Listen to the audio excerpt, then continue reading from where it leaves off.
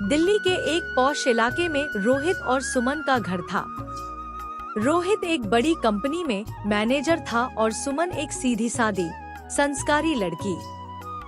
शादी को 3 साल हो चुके थे। अब सुमन मां बनने वाली थी। घर में खुशियां आनी चाहिए थी, लेकिन किस्मत को कुछ और ही मंजूर था। रोहित की जिंदगी में अचानक एक मॉडल लड़की रिया आई। रिया दिखने में बहुत सुंदर और मॉडर्न थी। वह रोहित की कंपनी के एक विज्ञापन प्रोजेक्ट में आई थी। धीरे धीरे दोनों की बातें बढ़ने लगी। रिया की चकाचौंध भरी दुनिया रोहित को बहुत आकर्षित करने लगी। सुमन ने कई बार रोहित के बदलते व्यवहार को महसूस किया। पहले जो रोहित उसका बहुत ध्यान रखता था, अब छोटी छोटी बातों पर गुस्सा करने लगा था। सुमन ने एक दिन प्यार से पूछा, रोहित, क्या बात है?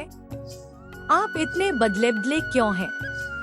रोहित ने झुंझलाते हुए कहा, तुम हर बात में शक करती हो। मुझे ऑफिस का काम करने दो। सुमन चुप हो गई। वह अपने आने वाले बच्चे के सपनों में खो जाती और सोचती कि शायद सब ठीक हो जाएगा। लेकिन एक दिन सच्चाई सामने आ ही गई। सुमन ने रोहित को रिया के साथ एक कैफे में देख लिया। दोनों बहुत करीब बैठे थे। सुमन का दिल टूट गया। वह घर आकर रोने लगी। रात को जब रोहित घर आया तो सुमन ने हिम्मत करके पूछा, क्या आप रिया से प्यार करते हैं? रोहित ने बिना झिझक कहा, हाँ, मैं उससे प्यार करता हूँ। वह मेरी जिंदगी को समझती है। तुमसे मुझे अब घुटन होती है। ये शब्द सुनकर सुमन की दुनिया उजड़ गई। उसने रोहित से कहा, मैं आपके बच्चे की मां बनने वाली हूँ।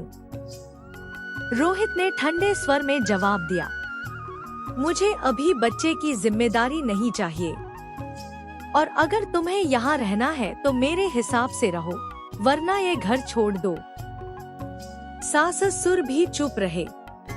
किसी ने सुमन का साथ नहीं दिया। 8 महीने की गर्भवती सुमन अपने मायके चली गई। उसके माता पिता गरीब थे, लेकिन दिल के अमीर थे। उन्होंने अपनी बेटी को गले लगा लिया। सुमन ने ठान लिया कि वह अब कमजोर नहीं पड़ेगी। उसे सिलाई कढ़ाई बहुत अच्छी आती थी।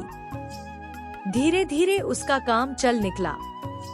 उसने एक प्यारी सी बेटी को जन्म दिया।